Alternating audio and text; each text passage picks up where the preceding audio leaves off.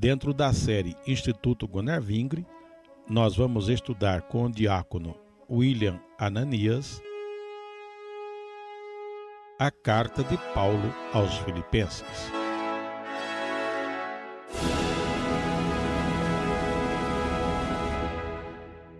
Epístola aos Filipenses, essa epístola vai tratar quais são as características do verdadeiro evangelho. O contato de Paulo com a igreja, com o povo da cidade de Filipos, foi na sua segunda viagem missionária. O evangelho, quando chega na Europa, ele entra por Filipos. Filipos vai ser a primeira cidade da Europa a ser evangelizada. É interessante que nós temos esse relato em Atos 16, a partir do versículo de número 9. Aproximadamente no ano de 49 a 52 depois de Cristo. E Lucas vai narrar para a gente 3 fatos que ocorreram naquela cidade. Primeiramente, nós temos a conversão de Lídia, uma negociante de púrpura, e toda a sua casa. Vai ser uma irmã influente que vai ajudar muito a obra do evangelho naquela cidade. Depois nós temos a libertação de uma jovem que tinha um espírito de adivinhação. Tudo isso que eu estou falando aqui se encontra lá no Atos 16, a partir do versículo de número 9. E depois nós teremos a conversão do carcereiro ali em Filipos e sua família. Eu estou colocando essa fala inicial para situarmos os irmãos, para depois nós entrarmos propriamente na Epístola aos Filipenses. Localizando assim também em termos de data. A Epístola aos Filipenses faz parte dos textos de Paulo escritos na prisão, ou seja, juntamente com as cartas de Éfeso, Colossenses e de Filemon, vai ser escrita essa carta aos Filipenses. Quais são os objetivos que Paulo teve ao escrever essa carta? O primeiro objetivo, ele agradece à comunidade de Filipos pela ajuda à sua subsistência na prisão. Paulo recebe então dos irmãos uma ajuda financeira e ele está escrevendo essa carta agradecendo. O segundo objetivo, ele explica também aos filipenses o porquê da sua escolha pela vida. Ele estava preso, por certo ele poderia chegar ao martírio. Os acontecimentos que ocorrem fazem com que ele faça uma escolha pela vida. E essa escolha pela vida vai ser por causa que ele pode pregar o evangelho ainda de forma melhor aos filipenses. Terceiro objetivo, denunciar e combater os erros de seus opositores infiltrados na comunidade. Como nós já falamos anteriormente no início, o tema dessa epístola vai ser o verdadeiro evangelho. Quando nós falamos de verdadeiro evangelho, é necessário nós lembrarmos que o evangelho de Deus, o verdadeiro, ele passa pela crucificação. Qualquer outro evangelho que não tenha a crucificação, o sacrifício de Jesus Cristo, como centralidade, não será o verdadeiro evangelho. E aí nós entramos propriamente na Epístola aos Filipenses. Tá? Eu passo a ler. Paulo e Timóteo, servos de Jesus Cristo, a todos os santos em Cristo Jesus, que estão em Filipos com os bispos e diáconos. Graça a vós e paz da parte de Deus, nosso Pai, e da do Senhor Jesus Cristo. É interessante nós verificarmos que Paulo, ele se apresenta nesta carta como servo. Nesses 2 primeiros versículos, nós já vamos começar a compreender qual vai ser o assunto dessa carta. Vai falar de humildade, vai ter Jesus Cristo como centralidade. São os 2 assuntos mais recorrentes nessa carta. Ele fala dos santos, todos aqueles que têm a sua fé empenhada na obra de Deus, aqueles que estão em Filipos, juntamente com os bispos e os diáconos, ou os dirigentes da comunidade. A saudação de Paulo é uma saudação de graça e uma saudação de paz, que não vem dele, vem de Deus e do Senhor Jesus Cristo. Graça, favor não merecido. Paz que somente Jesus Cristo pode dar. E ele começa nos versículos de 3 até o versículo de número 11, uma oração de agradecimento. Ele diz assim: dou graças ao meu Deus todas as vezes que me lembro de vós, fazendo sempre com alegria oração por vós em todas as minhas súplicas, pela vossa cooperação no Evangelho desde o primeiro dia até agora.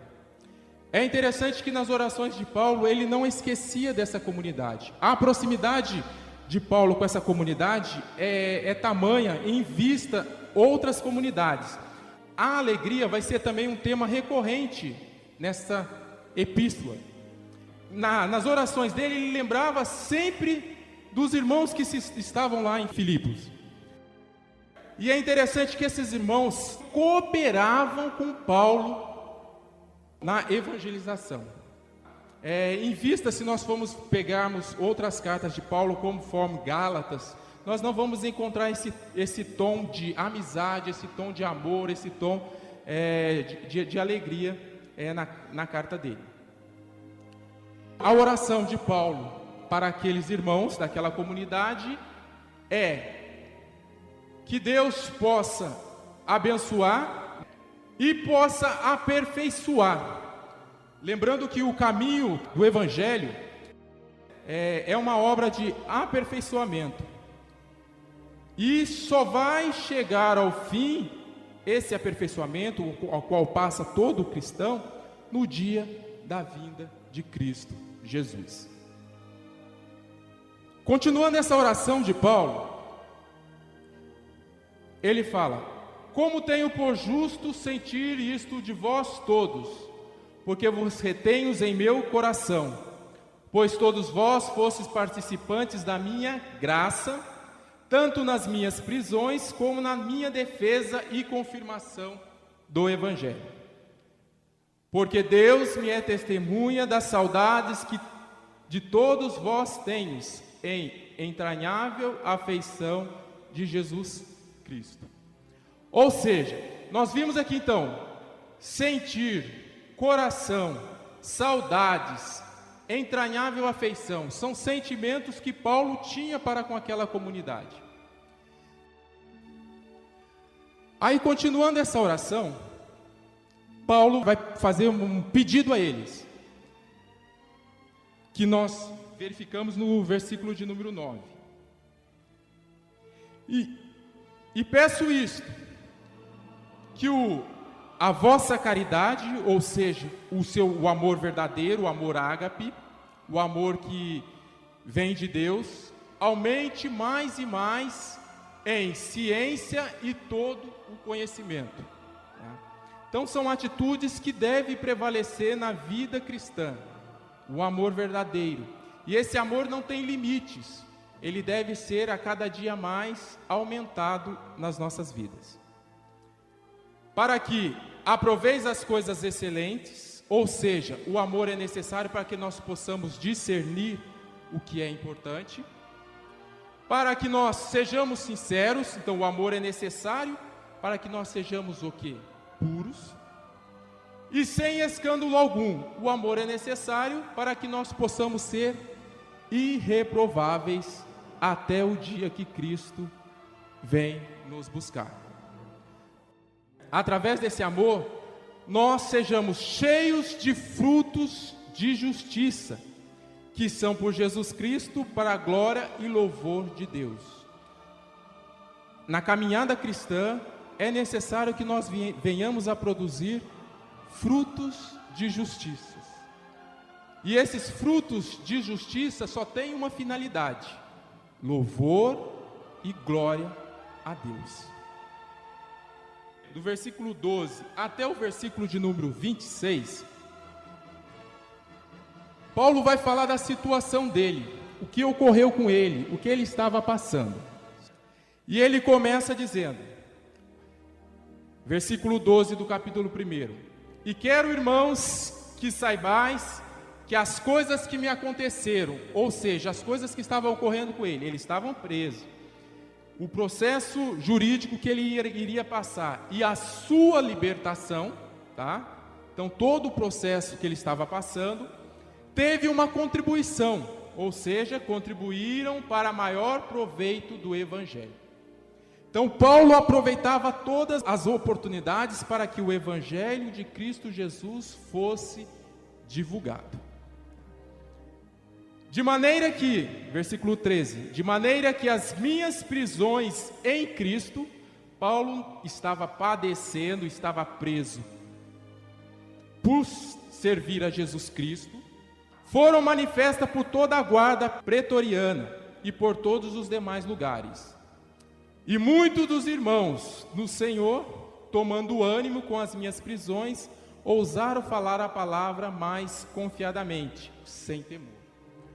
Ou seja, as prisões de Paulo contribuíram para que o Evangelho de Cristo Jesus fosse conhecida pela guarda pretoriana.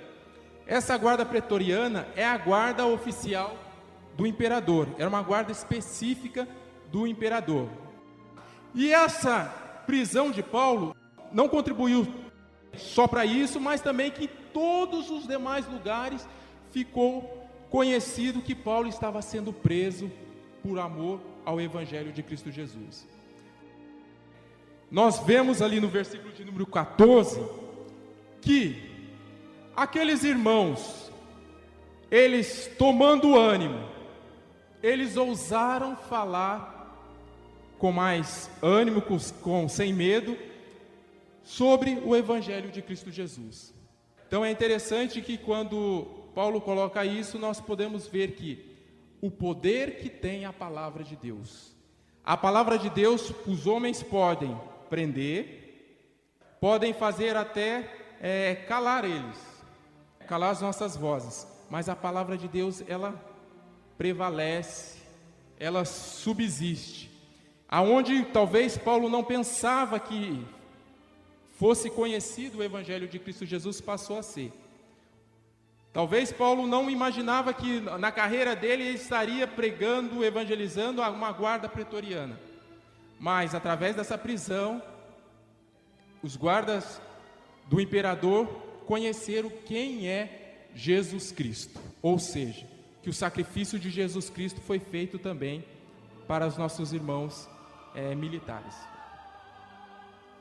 Aí no versículo de número 15, continuando, ele fala que essas prisões, é bem verdade que também alguns pregam a Cristo por inveja e porfia, mas outros de boa mente.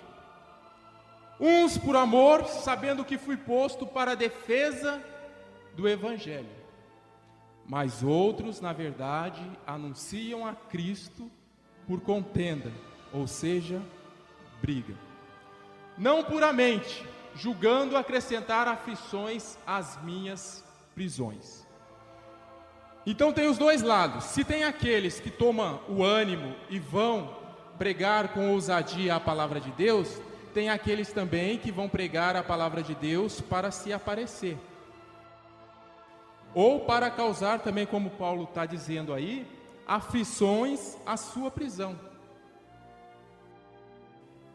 Mas o que importa? Versículo de número 18. Contanto que Cristo seja anunciado em toda maneira, ou com fingimento ou em verdade, nisto me alegro e me alegrarei ainda, porque sei que disto me resultará salvação pela vossa oração e pelo socorro do Espírito de Jesus Cristo. Se é por contenda ou se é de boa vontade, que a palavra de Deus seja anunciada a tempo e a fora de tempo. Então essa era a afirmação que Paulo fazia. Aí ele continua no versículo de número 20. Segundo a minha intensa expectativa e esperança de que em nada serei confundido, antes, com toda a confiança, Cristo será tanto agora como sempre engrandecido no meu corpo, seja pela vida, seja pela morte. Ou seja, o que Paulo estava falando? olha, se eu estou preso e tiver que morrer, o importante é que Cristo seja glorificado. Que se eu tiver que viver para que Cristo, o nome de Jesus Cristo, sejam pregados, eu tenho que glorificar a Ele também. Então a esperança dele era que não fosse confundido, ou seja, que ele saberia que, tanto na morte como na vida, o nome de Jesus Cristo seria glorificado. E aí nós temos um versículo conhecido, uma afirmação de fé, que muitas das vezes nós falamos, mas nós não entendemos mais ou menos o contexto a qual Paulo está falando. Ele está preso, ele está para ser julgado, ele crê que Deus, a esperança dele é que ele vai ser liberto, e é por isso que ele coloca essas palavras aqui. Porque para mim o viver é Cristo e o morrer é ganho.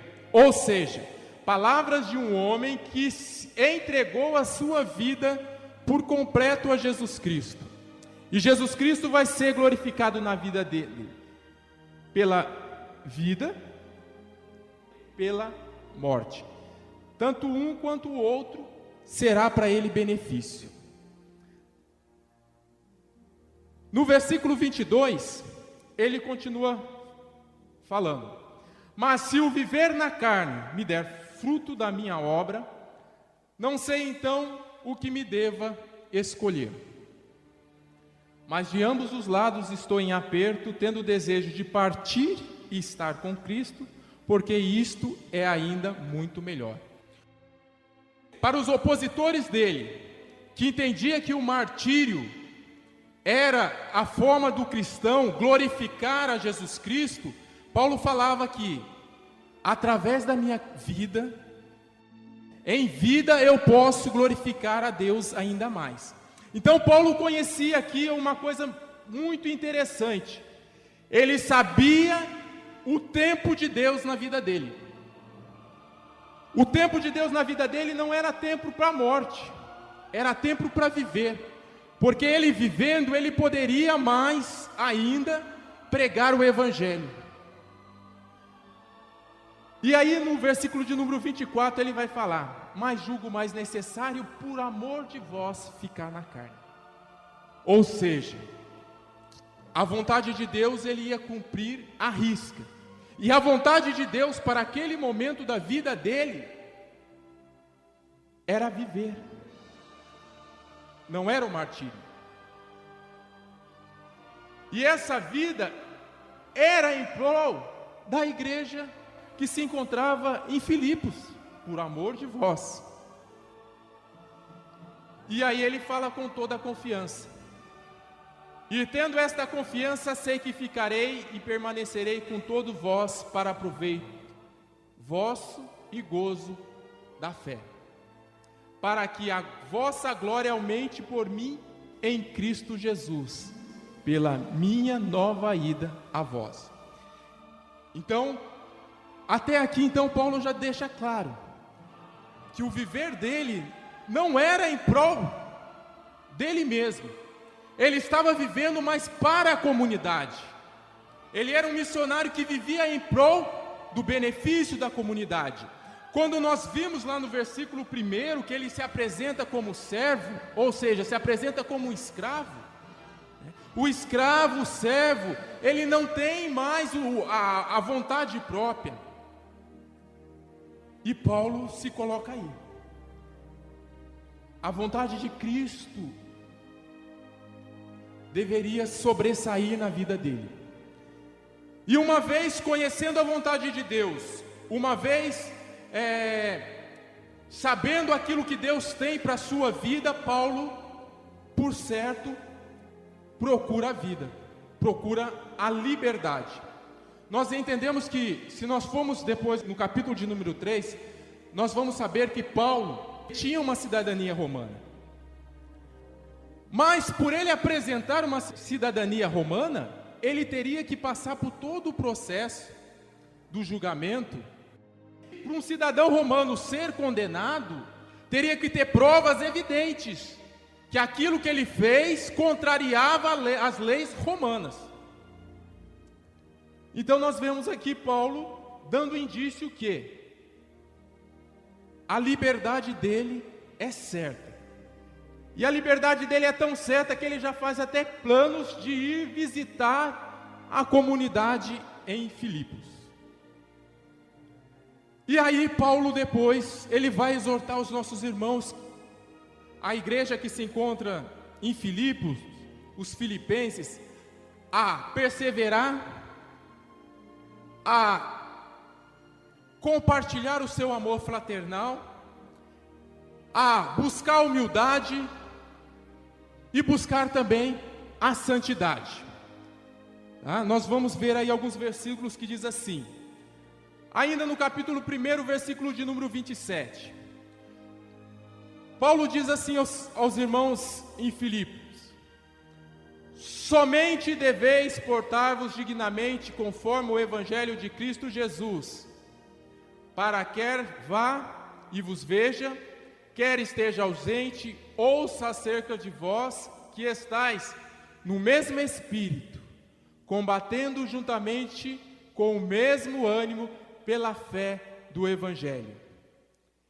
Em nada vos espanteis dos que resistem, o que para eles na verdade é indício de perdição, mas para vós de salvação, e isto de Deus. 29. Porque a vós foi concedido em relação a Cristo, não somente crer nele, como também padecer por ele. Tendo o mesmo combate que já em mim tendes vistos, e agora ouvis estar em mim. O exemplo que Paulo pede que a comunidade dos filipenses tenha, é que eles devem se portar conforme o evangelho de Cristo Jesus. O evangelho de Cristo Jesus é a base, é onde Paulo recorre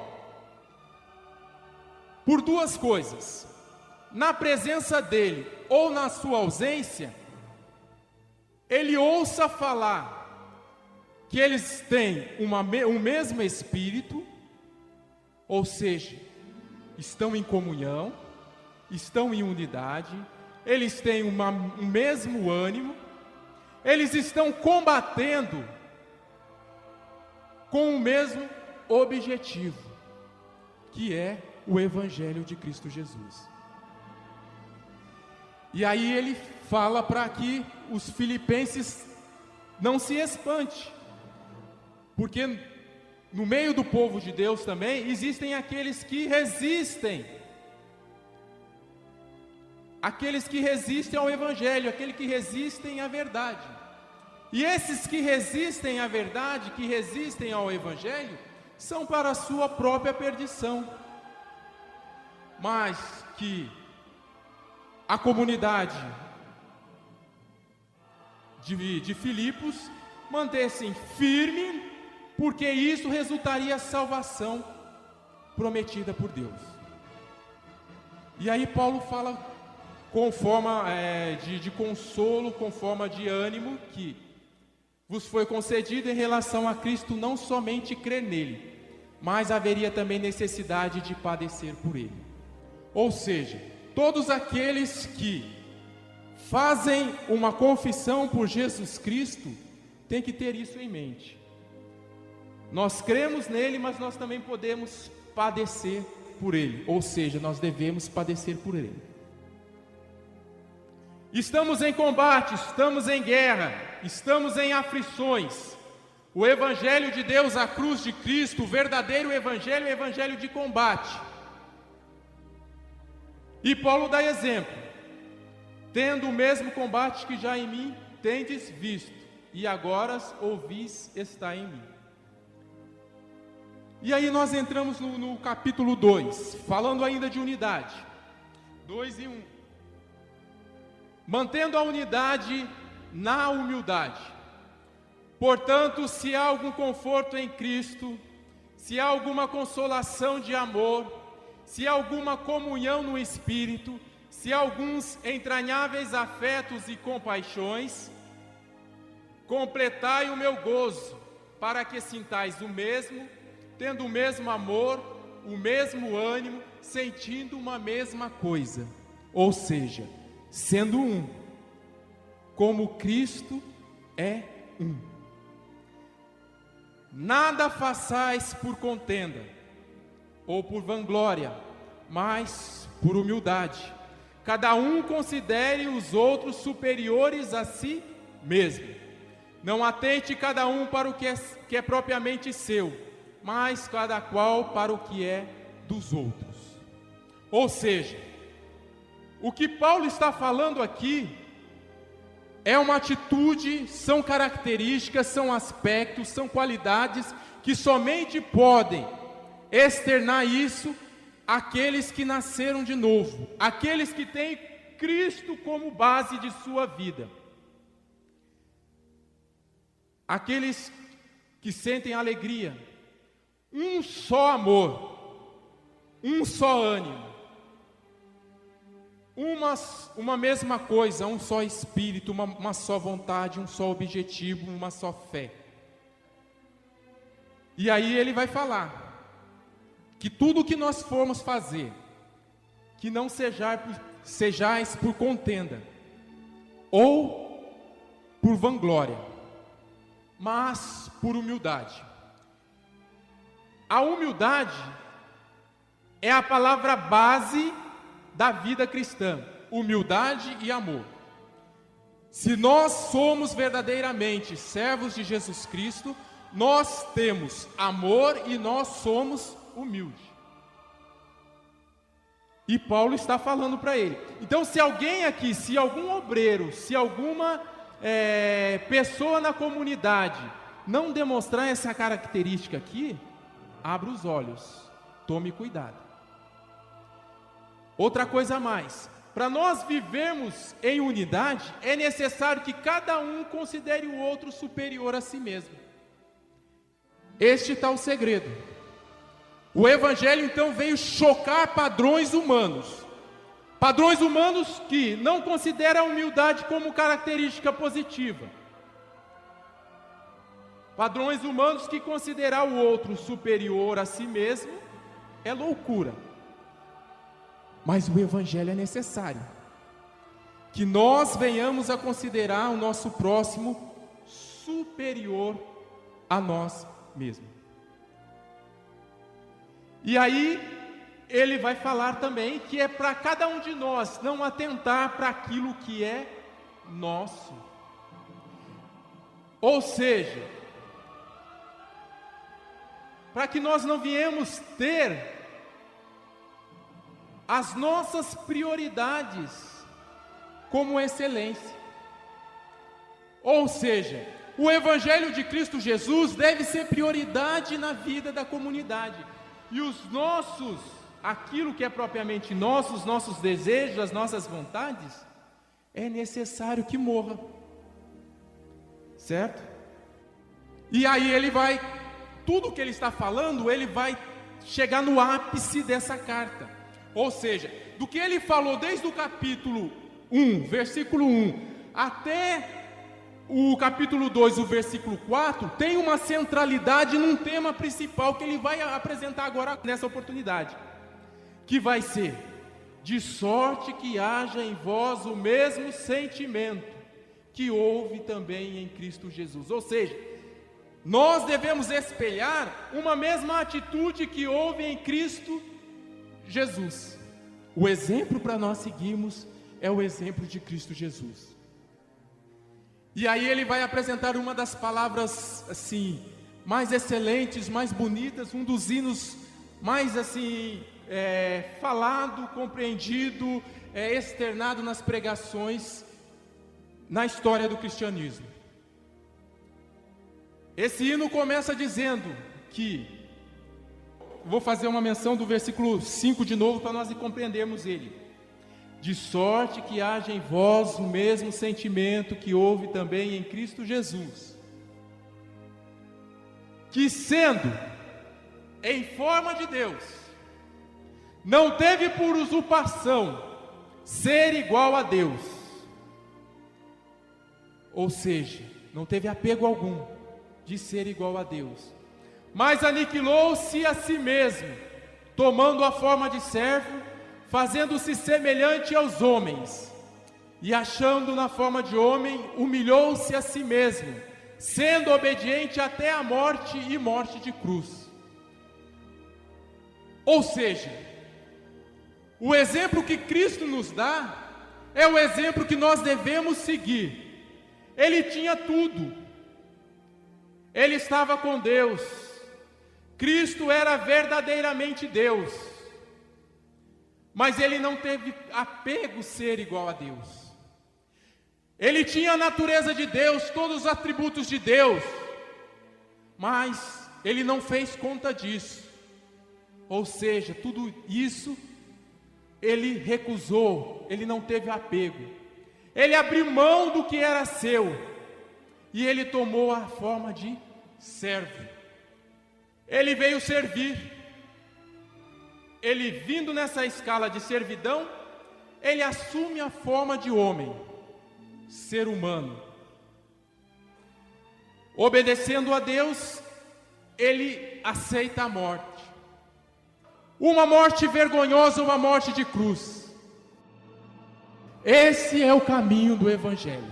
O verdadeiro Evangelho tem que dar centralidade a este movimento que Jesus Cristo faz. O verdadeiro Evangelho tem que reconhecer isso. Mas Deus, pela sua infinita misericórdia, exalta soberanamente Jesus Cristo e lhe dá um nome que está acima de todo o nome. O versículo 10 diz que para que o nome de Jesus Cristo se dobre todo o joelho dos que estão no céu, na terra e debaixo da terra, e toda língua confesse que Jesus Cristo é o Senhor, para a glória de Deus Pai.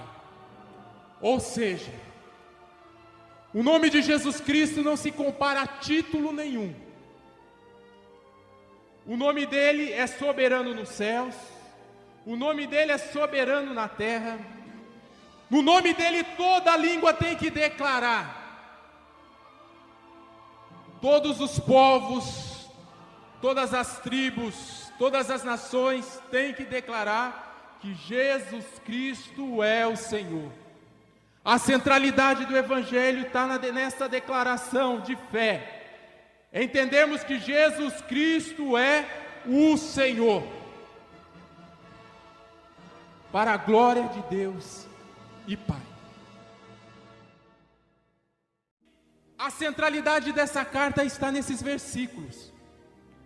O que nós falamos vai de encontro, vai de direção a este sacrifício que Jesus Cristo fez na cruz do Calvário, e sua ressurreição, e sua glorificação por Deus. E o que nós vamos estudar daqui para frente vai voltar a falar disso. E Paulo continua no capítulo 2, no versículo de número 12, exortando os nossos irmãos que se encontram na cidade de Filipos. De sorte, meus amados, assim como sempre obedeceste. Obediência. Jesus Cristo foi obediente. Não só na minha presença, mas muito mais agora na minha ausência. Assim operai a vossa salvação com temor e tremor. Porque Deus é o que opera em vós, tanto querer como efetuar segundo a sua vontade. Paulo exorta os nossos irmãos a que tudo que eles fossem fazer sejam sem murmurações nem contenda, para que nós sejamos irrepreensíveis, qualidade daqueles que servem a Cristo, sinceros, filhos de Deus, inculpáveis no meio de uma geração corrompida e perversa, entre o qual resplandeceis como astro no mundo. O cristão em todo tempo ele deve ser astro. São as palavras do Evangelho. luz do mundo e sal da terra. E são qualidades que o mundo, uma geração corrompida,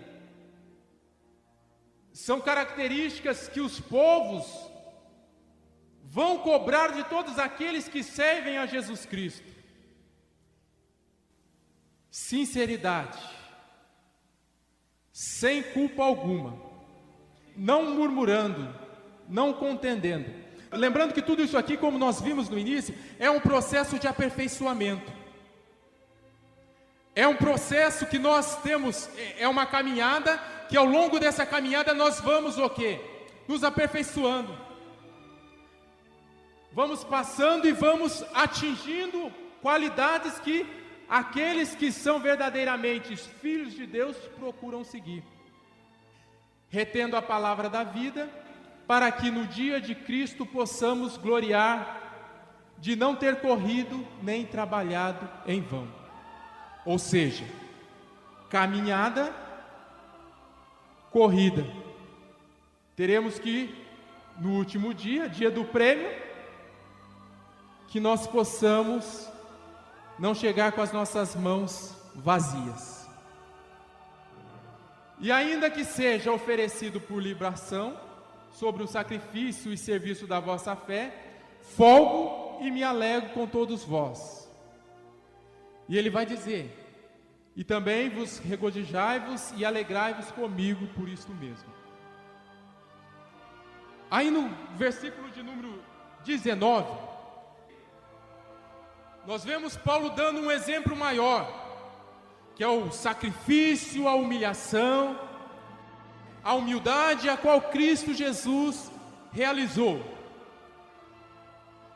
Nós vamos encontrar nesses dois próximos períodos de estudo, dois exemplos também a serem seguidos, dois homens também que tinham as suas vidas também entregues nas mãos de Jesus Cristo.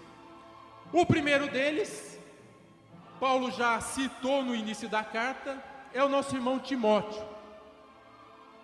Paulo vai falar do versículo 19 o seguinte, até o versículo de número 24. E espero no Senhor Jesus que em breve vos mandarei Timóteo, para que também eu esteja de bom ânimo, sabendo do vosso negócio. Ou seja, vou lhe enviar Timóteo para que eu receba notícias suas, de vocês. Porque tenho de igual sentimento que, sinceramente, cuide do vosso estado, porque todos buscam o que é seu, e não o que é de Cristo Jesus. Mas bem sabeis qual a sua experiência, e que serviu comigo no Evangelho como filho ao Pai. De sorte que espero enviá-lo a vós, logo que tenha provido a meus negócios. Mas confio no Senhor, que também eu mesmo em breve irei ter convosco. Ou seja, Paulo envia Timóteo, mas ele dá algumas credenciais desse apóstolo, desse servo, desse discípulo de Jesus. Paulo tem um sentimento, um igual sentimento. Ou seja, muitos buscam o que é seu, mas Timóteo não tinha isso. Nós sabemos que Timóteo já tinha passado por experiências de renúncia, serviu com Paulo no Evangelho, como um filho serve ao pai. Ou seja, ele já deu o exemplo de que pode confiar, de que pode ser dado um título para ele como servo de Jesus Cristo. Timóteo tinha a quem espelhar-se. Ele estava espelhando em Paulo, assim como Paulo se espelhava em Cristo. Timóteo também se espelhava. E Paulo entende que Timóteo é uma pessoa confiável,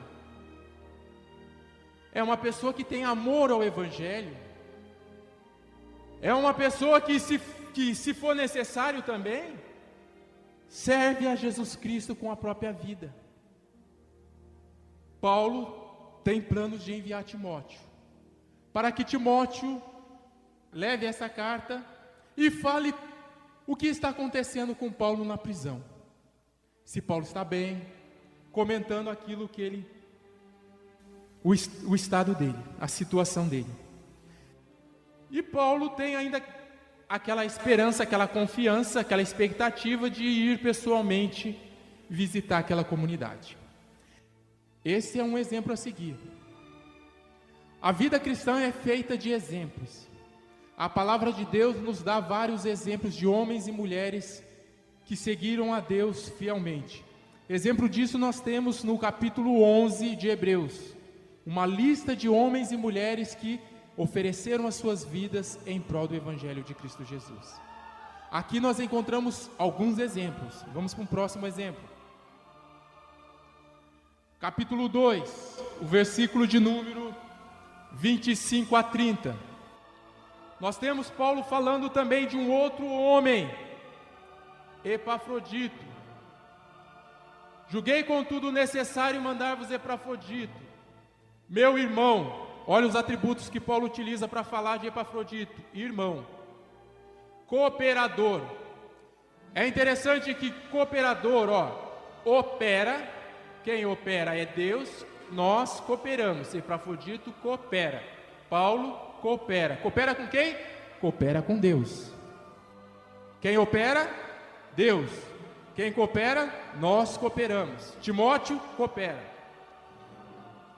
Paulo utiliza companheiro. Companheiro do quê?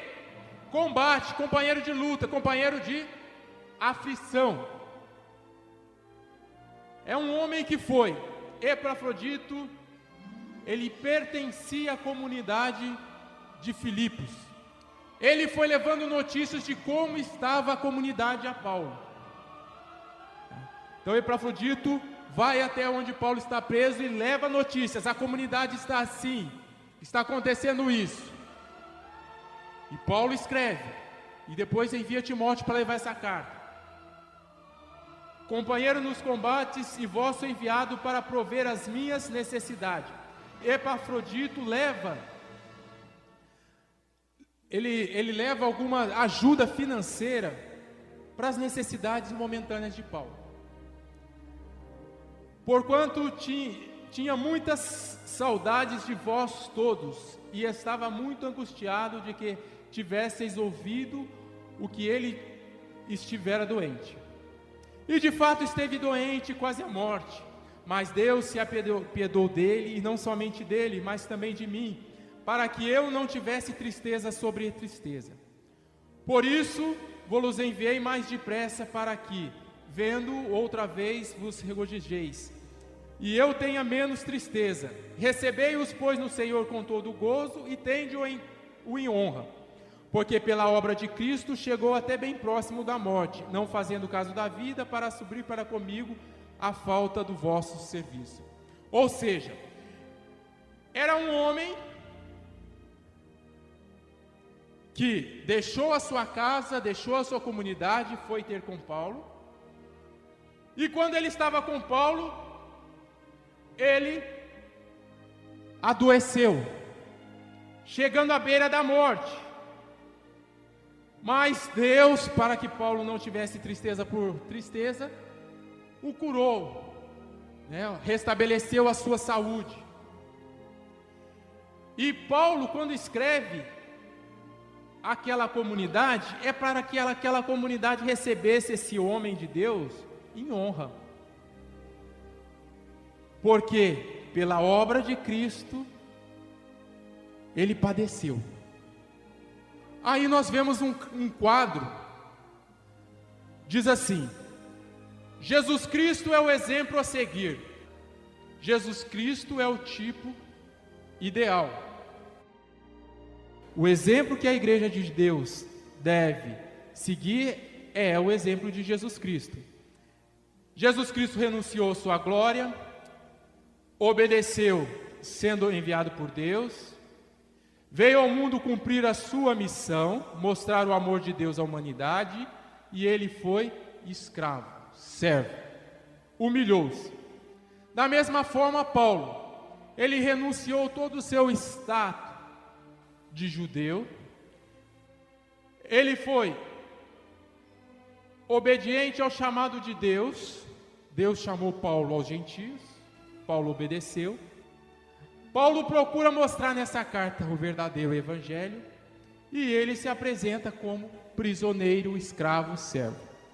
Dessa mesma forma, nós temos que os nossos irmãos Timóteo renuncia à sua família, enviado por Paulo para a comunidade dos filipenses. Ele vai falar sobre as notícias de Paulo e ele serve a causa do evangelho. Da mesma forma, exemplo a seguir de Epafrodito, renuncia à sua comunidade, é enviado pelos filipenses, procura mostrar o amor fraterno dos filipenses para com Paulo, a ponto de chegar a estar enfermo.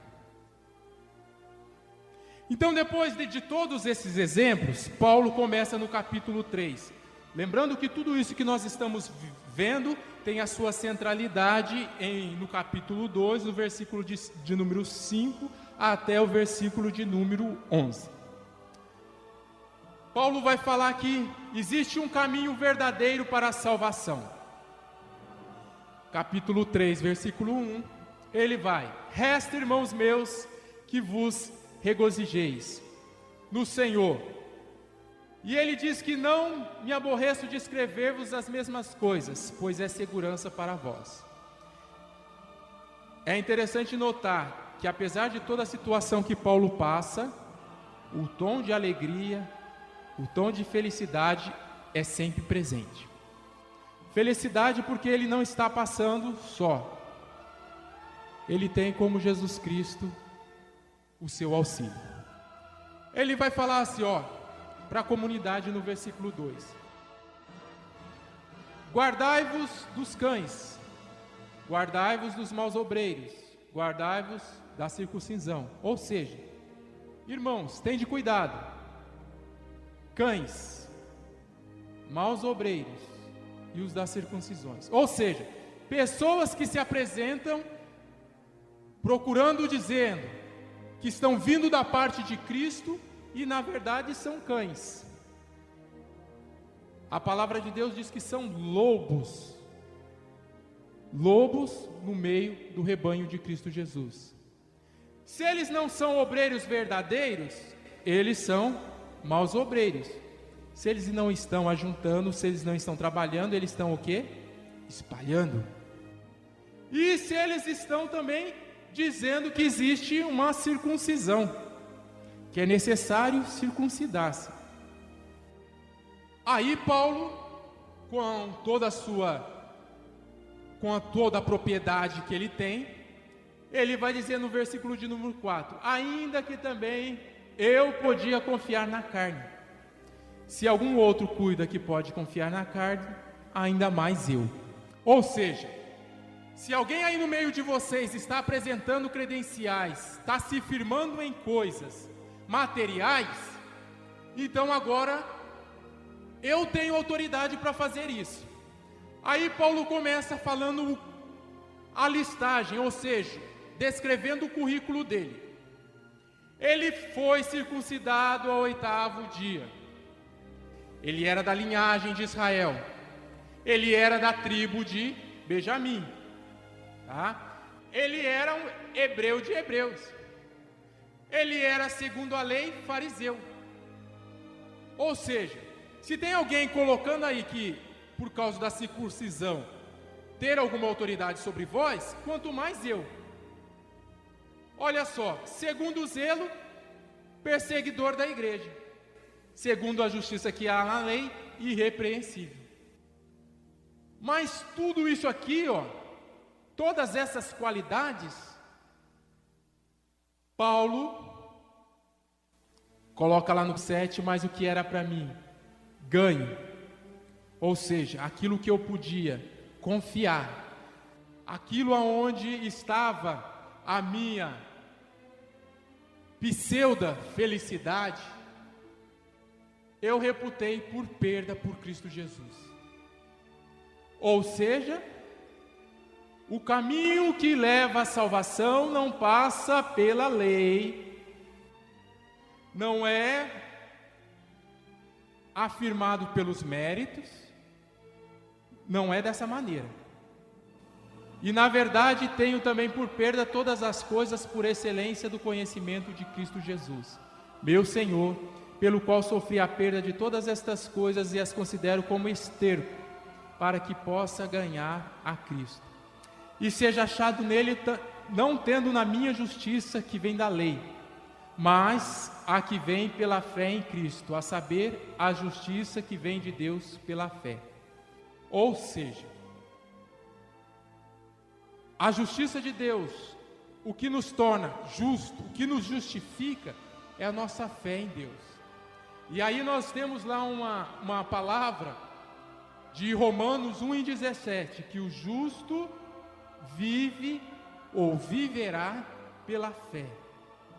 Então não é das obras, palavra de Efésios, para que ninguém se glorie, tá? Lembrando que fé também é dom de Deus.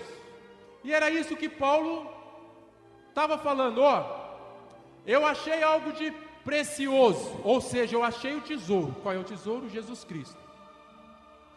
Por causa desse tesouro, eu vendi todo o meu campo e fiz a escolha por esse tesouro. Ainda que muitos tenham isso por perda, né? Ainda que muitos consideram Jesus Cristo loucura, ainda que muitos consideram que ser fariseu, ter um título é mais excelente, eu considero todas as coisas do meu passado esterco, para que eu possa alcançar a Jesus Cristo. Ou seja, todas aquelas coisas lá não levam à salvação. O verdadeiro caminho da salvação passa por Jesus Cristo, passa pela justiça de Deus, passa pela fé em Jesus Cristo. Esse é o verdadeiro evangelho. Se tem evangelho que não passa por Jesus Cristo, se tem evangelho que não passa pela justiça de Deus, se tem evangelho que não passa pela fé em Jesus Cristo, e se tem esse evangelho que não leva o justo ou fiel a viver pela fé, é o falso evangelho. E tudo isso para que Paulo pudesse conhecer a virtude da ressurreição e a comunicação de suas aflições sendo feito conforme a sua morte, para ver se de alguma maneira eu possa chegar à ressurreição dos mortos. Ou seja, Paulo tem um objetivo. É claro, diante da explanação que nós vemos de todo este caminho que Paulo vem percorrendo, ele tem um objetivo em mente: Jesus Cristo, ressurreição dos mortos. Paulo quer fazer-se presente também no último dia, no dia do Senhor. A caminhada dele, o fim é a ressurreição no último dia. Ele aguarda isso. Então nós vimos que existe uma mudança tremenda daquele Paulo, antes de conhecer a Jesus Cristo, um Paulo que se orgulhava na sua vida, um Paulo que queria fazer a vontade de Deus e era extremista ao ponto de perseguir a igreja, para um Paulo quando tem um encontro com Jesus Cristo na cruz do Calvário. Quando Jesus Cristo aparece para Paulo no caminho de Damasco, a vida dele muda. Ele passa a ser servo de Jesus Cristo. Entendamos aqui como servo da igreja. Ele passa a ser um amigo, ele passa a ser um pai. As igrejas vão ter Paulo como um pai. Ele passa a ser um missionário, um enviado de Deus, a ponto de ser prisioneiro, imitar o exemplo de Cristo, humilhação, renúncia da sua cidadania romana para ter uma nova cidadania, ser considerado cidadão dos céus. Em oposição àqueles que querem ser perfeitos, os fariseus querem ser perfeitos e irrepreensíveis segundo a lei. Então nós vemos Paulo falando que a justiça de Deus, a verdadeira justiça de Deus. Em que consiste essa verdadeira justiça de Deus? Em que é que o homem é achado justo diante de Deus? Essas são as perguntas que circulam nessa carta. E aí Paulo dá, fazendo citação de Efésios 2, 8, 9, que pela fé nós somos salvos. Por meio da fé, isso não vem de nós, é dom de Deus. Não vem de obras, para que ninguém se glorie. Jesus Cristo é o caminho da cruz. Não há outro caminho a não ser Jesus Cristo crucificado. Ou seja, Jesus Cristo crucificado e ressurreto. E aí ele fala que nós devemos caminhar. Vida cristã é uma vida de caminhada. E é uma vida que nós precisamos acelerar os passos, conforme numa corrida. E é interessante que Paulo corre para atingir o alvo. Ele quer receber o prêmio. E esse prêmio não vai ser dado por um presidente de Jogos Olímpicos, não. Vai ser dado pelo próprio Deus naquele último dia. E essa corrida é um movimento orientado com um objetivo certo. Essa é a convicção de Paulo. Essa é a exortação de Paulo à comunidade que se encontra em Filipos. E aí nós temos oposições nesses versos que nós lemos. Que se alguém procura a salvação por meios e não põe a totalidade da sua confiança no caminho da cruz, está errado. Ou seja, a cruz é oposta à lei. A lei não produz uma libertação completa. A cruz é oposta à sabedoria dos pagãos. Cruz é loucura. Cruz é poder de Deus. Então o verdadeiro evangelho é o evangelho da cruz. É o evangelho que prega a ressurreição de Jesus Cristo. Evangelho da prosperidade é verdadeiro evangelho? Passa pela cruz? Se a tua palavra for sim, é. Se a tua palavra for não, não é. E nós sabemos que o evangelho da prosperidade não passa pelo sacrifício de Jesus Cristo na cruz do Calvário. Então o evangelho da prosperidade, como vem sido pregado, é um falso evangelho. Cuidado. E aí ele vai continuar. Não que ele já tenha alcançado. Lembrando que Paulo, ele está no caminho, irmãos. Ele está na corrida. Ele ainda não alcançou o prêmio. Ele ainda não alcançou toda a perfeição. Mas ele prossegue para alcançar aquilo para o que foi também preso por Jesus Cristo. Ou seja, objetivo certo, prêmio da qual ele almeja alcançar. Versículo 13. Irmãos, quanto a mim não julgo que haja alcançado, mas uma coisa faço. E é que esquecendo as coisas que atrás ficam, avançando para as que estão diante de mim, prossigo para o alvo, pelo prêmio da soberana vocação de Deus em Jesus Cristo. Ou seja, alvo, prêmio, da qual fomos vocacionados, Jesus Cristo.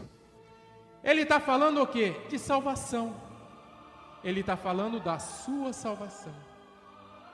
E ele estava exortando os nossos irmãos em Filipos a que prosseguisse nessa caminhada, porque essa caminhada teria uma recompensa.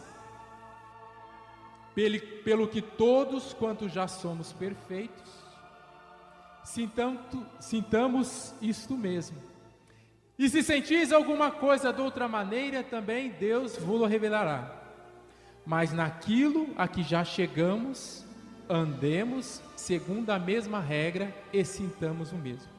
Ou seja, a caminhada é longa, o caminho é difícil, nós não chegamos ainda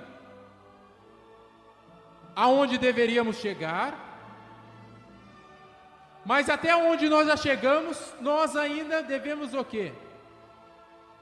Permanecer naquilo que foram nos fundamentos dos apóstolos, não remover esses fundamentos.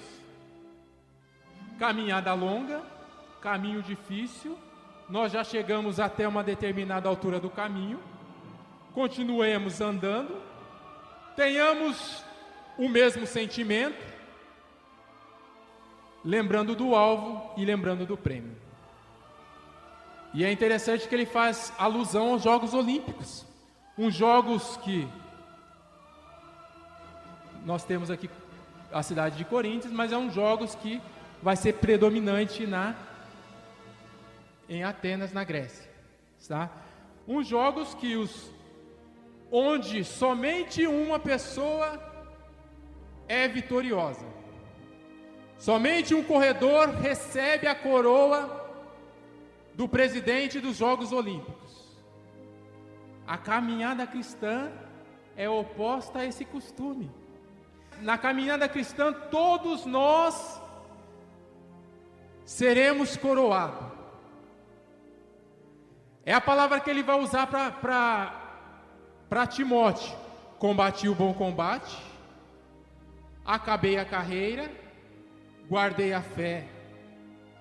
Desde agora, a coroa da justiça está preparada para mim, não somente a mim, mas a todos quantos confiarem, crerem, a qual o justo juiz não é o presidente dos Jogos Olímpicos, não é alguma autoridade, a qual Jesus Cristo, o justo juiz, nos dará naquele dia. Era isso que Paulo estava falando. E ele continua: sede imitadores. O verdadeiro caminho é necessário imitação. Sede também meus imitadores, irmãos, e tendo cuidado, segundo o exemplo que tendes em nós, pelo que assim andam. Porque muitos dos quais muitas vezes vos disse, agora também digo, chorando, que são inimigos da cruz de Cristo. O fim deles é a perdição, o Deus dele é o ventre, a glória deles é para a confusão deles mesmos, que só pensam nas coisas terrenas. Ou seja, no meio de vós tem pessoas que vocês não devem imitar, muito menos chamar de irmãos. Com essas pessoas, vocês tenhais cuidado. Essas pessoas são os cães, são os falsos obreiros, são os da circuncisão. Eles são inimigos da cruz de Cristo. Ou seja, quem não prega o verdadeiro evangelho, quem prega o falso evangelho, se considera automaticamente inimigo de Jesus Cristo. Jesus Cristo é verdade.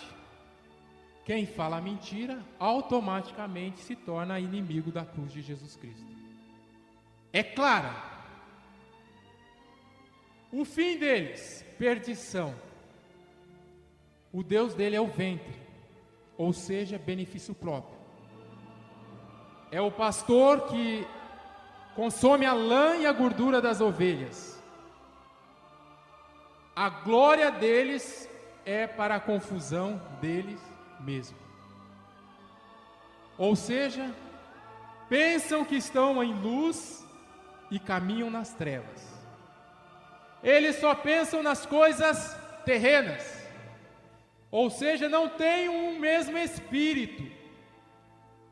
Pensam naquilo que são próprios seus. A palavra de Deus diz que todos aqueles que já ressuscitaram com Cristo, crucificaram a carne. Esses não. esses ainda têm a carne como prioridade. E Paulo exorta falando que nós temos uma cidade nos céus. Nós temos uma esperança. Nós esperamos Jesus Cristo, nosso Salvador, que virá dos céus nos buscar.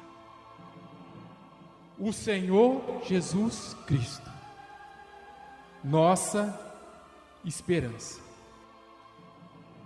Esse Senhor Jesus Cristo nos transformará o nosso corpo abatido para ser conforme o seu corpo glorioso, segundo o seu eficaz poder de sujeitar também a si mesmo todas as coisas.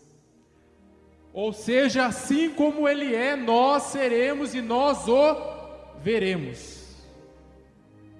Com toda a glória, com toda a majestade, com todo louvor. Jesus Cristo, nosso Senhor. E aí, nesse último capítulo, finalizando as observações que Paulo faz nessa epístola, tendo como centralidade o Evangelho de Cristo Jesus, o verdadeiro Evangelho, ele vai dar os seus últimos conselhos. Os filipenses estivessem com sua fé, com a sua confiança firmados em Jesus Cristo. E para isso ele vai rogar a duas mulheres que foram cooperadoras com ele, do Evangelho, Evódia e Síntike, que sintam o mesmo. Mulheres que batalharam com ele nos primeiros dias, e mulheres que por alguns motivos pararam na caminhada. Caminho extenso, difícil, e essas mulheres vieram a parar. Mas Paulo vai, peço a ti também, meu verdadeiro companheiro, que ajude essas mulheres que trabalharam comigo no Evangelho, e com Clemente, e com os outros cooperadores cujos nomes estão escritos no livro da vida. Pessoas talvez que nem Paulo citaria nessa carta, mas que os seus nomes estão escritos no livro da vida. Pessoas que as suas obras, aquilo que eles fizeram em prol do Evangelho de Cristo Jesus, permanecem como memorial diante de Deus, pela sua fé. Evódia, Síntike, Clemente, cooperadores com Paulo. E ele volta a enfatizar: regozijai-vos, alegrai-vos sempre no Senhor, regozijai-vos. Seja a vossa iniquidade notória a todos os homens, perto está o Senhor. E é uma das palavras bonitas que nós encontramos nesta carta, falando da providência de Deus para com as nossas vidas, primeiramente para a vida daqueles nossos irmãos, para que eles não estejais inquietos por coisa alguma, antes as suas orações sejam em tudo conhecidas diante de Deus, através de súplicas, ou seja, que todas as suas palavras, as suas necessidades, as suas ansiedades fossem conhecidas através da oração e súplica, com ação de graças a Deus.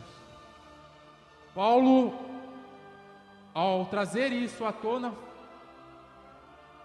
faz com que os nossos irmãos tenham apenas uma única confiança em Deus.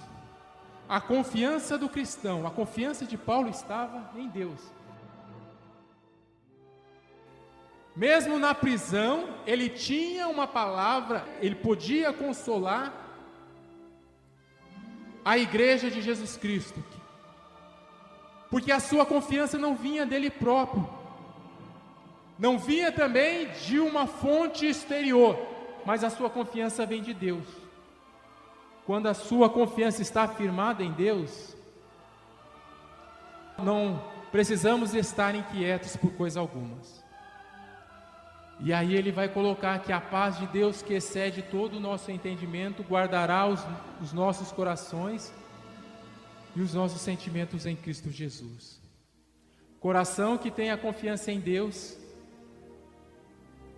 é um coração que tem paz. Quando Paulo utiliza essa palavra de paz em todas as suas cartas, ele não está falando de uma paz vindo da guerra. Ele não está falando de uma paz conseguida através de esforços humanos. Ele está falando de uma paz perfeita. Essa paz é uma paz plena. E essa paz que surge do coração de Deus para o homem é uma paz que traz a fraternidade. O crente que tem a sua confiança em Deus, ele não está inquieto, ele tem paz, primeiramente com Deus. E depois ele tem paz com seus irmãos, ele tem paz com seus amigos, ele tem paz com seus inimigos. Quanto ao mais, irmãos, essa é a exortação de Paulo. Tudo que é verdadeiro, tudo que é honesto, tudo que é justo, tudo que é puro, tudo que é amável, tudo que é de boa fama. Se existe alguma virtude e se há algum louvor, nisso pensai. Ou seja, quando ele fala pensar, ele fala de sentimentos que devem estar no coração, sentimentos que devem estar na mente, atitudes que devem ser corriqueiras, atitudes que devem ser natural na vida de um cristão. Cristão busca justiça, cristão busca pureza, o cristão é cheio de amor, o cristão tem um bom testemunho. Isso aqui não é novidade para os nossos irmãos, porque Paulo já esteve naquela comunidade. Essa comunidade foi evangelizada por Paulo, e eles já tiveram exemplos.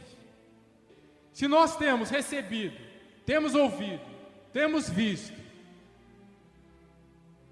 chegou a hora de nós praticarmos atitudes que tem que ser praticado. Verdade deve estar na nossa boca, honestidade dia a dia, justiça. São atitudes que tem aqueles que não andam mais em trevas, são astros no mundo, e o Deus de paz será convosco. Quem pratica isto tem Deus em seu coração.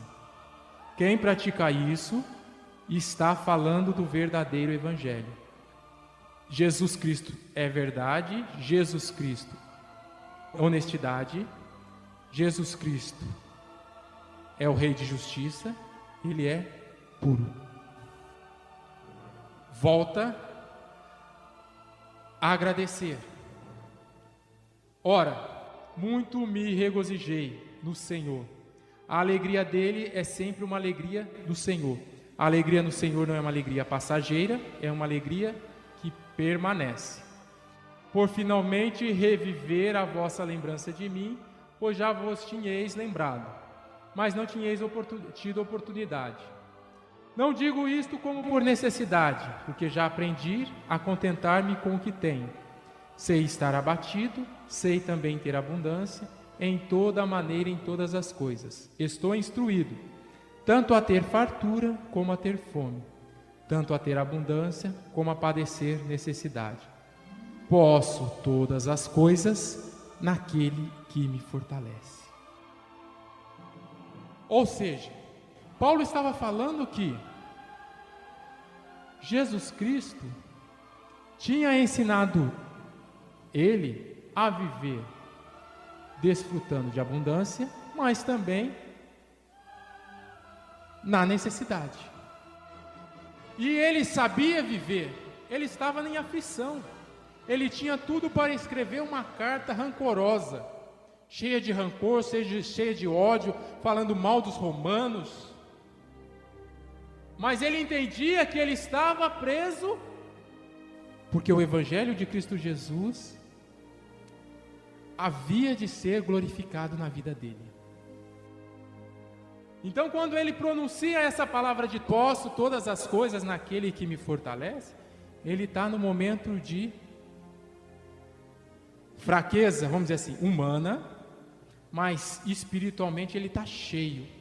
A reserva dele está transbordando. Ele vai agradecer aos nossos irmãos pela oportunidade que eles estão tendo de contribuir, de ser participantes de suas aflições. Versículo de número 14: todavia fizeste bem em tomar parte nas minhas aflições. Aqueles irmãos, apesar de estar longe, estão participando da aflição de Paulo. Nós participamos da aflição do irmão quando nós oramos por ele, quando nós o ajudamos financeiramente. Paulo estava falando isso, vocês são participantes da aflição. É por isso que quando nós vemos uma palavra de Jesus dizendo: quando fizeste a um dos meus pequeninos, a mim fizeste, Paulo estava fazendo referência a essas palavras de Jesus. Paulo então vai procurar mostrar que o seu evangelho não é algo comercial, nem é uma mensagem de publicidade comercial. O único interesse dele é o evangelho de Cristo Jesus. Como eu falei, que ajuda aos filipenses é uma forma da participação na evangelização. E é interessante que Paulo não recebe ajuda de qualquer igreja. Nós vamos ter nas cartas dele essa única igreja que contribui 2 vezes com Paulo. E Paulo dá testemunho que esta é uma oportunidade dos filipenses de aumentar o seu crédito na conta celestial. Cristo põe na conta deles todas as contribuições com a evangelização. Semeia-se no reino de Deus, colhe-se no reino de Deus.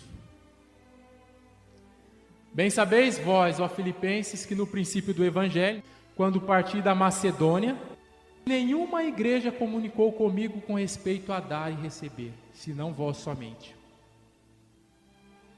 Tá? Então essa é a primeira vez que a igreja contribui, e depois essa aqui da carta aos filipenses é a segunda vez. Aí nós vemos a proximidade da igreja com o apóstolo Paulo, porque também uma e outra vez me mandaste o necessário a Tessalônica. Não que eu procure dádivas, mas procuro o fruto que aumente a vossa conta, aquilo que eu falei de semear no reino de Deus. 18. Os versos finais da carta aos filipenses. Mas bastante tenho recebido, tenho abundância, cheio estou, depois que recebi de Epafrodito o que da vossa parte me foi enviado, como cheiro suave, sacrifício agradável e aprazível a Deus. Oferta a Deus. Se nós fazemos a um dos pequeninos de Deus, nós estamos fazendo ao próprio Deus. O meu Deus, segundo as suas riquezas, suprirá todas as vossas necessidades em glória, por Jesus Cristo. Aqueles que semeiam no reino de Deus, Deus supre as suas necessidades nesta vida e recebem ainda a coroa da justiça, ortogada pelo justo juiz, dada pelo justo juiz. Ora,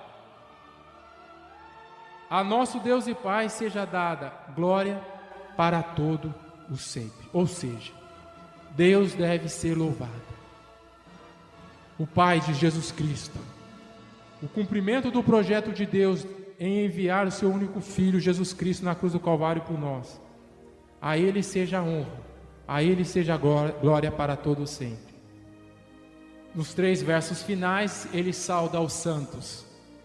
Santos no sentido de todos aqueles que estão na caminhada cristã, passam a ser santos. Em Cristo Jesus, os irmãos que estão comigo vos saúdam, todos os santos vos saúdam, mas principalmente aqueles da casa de César. A graça de nosso Senhor Jesus Cristo seja com vós todos. Amém. Aí eu volto dizendo que o verdadeiro Evangelho de Cristo Jesus tem a sua centralidade na cruz.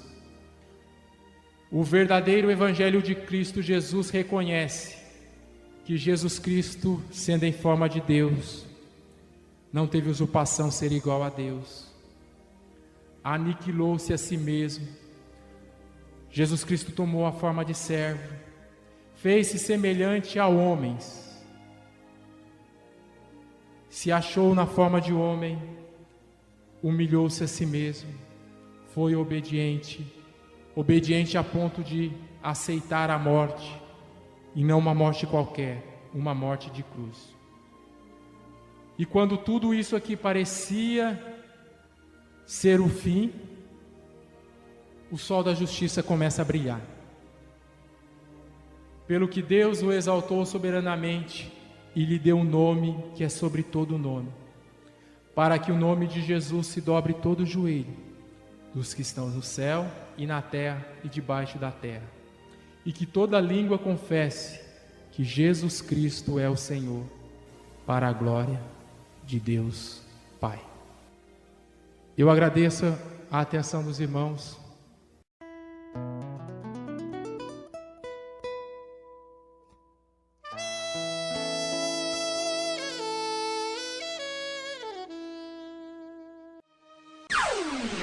Todo dia, toda hora, muito mais prazer em ouvir. Radionet Grata Nova. Web Rádio, a qualidade que faz a diferença, cada vez mais necessária. Rede Grata Nova de Evangelização. Acesse nosso site www.horadadecisão.com.br. Hora da Decisão, tudo junto, sem acento.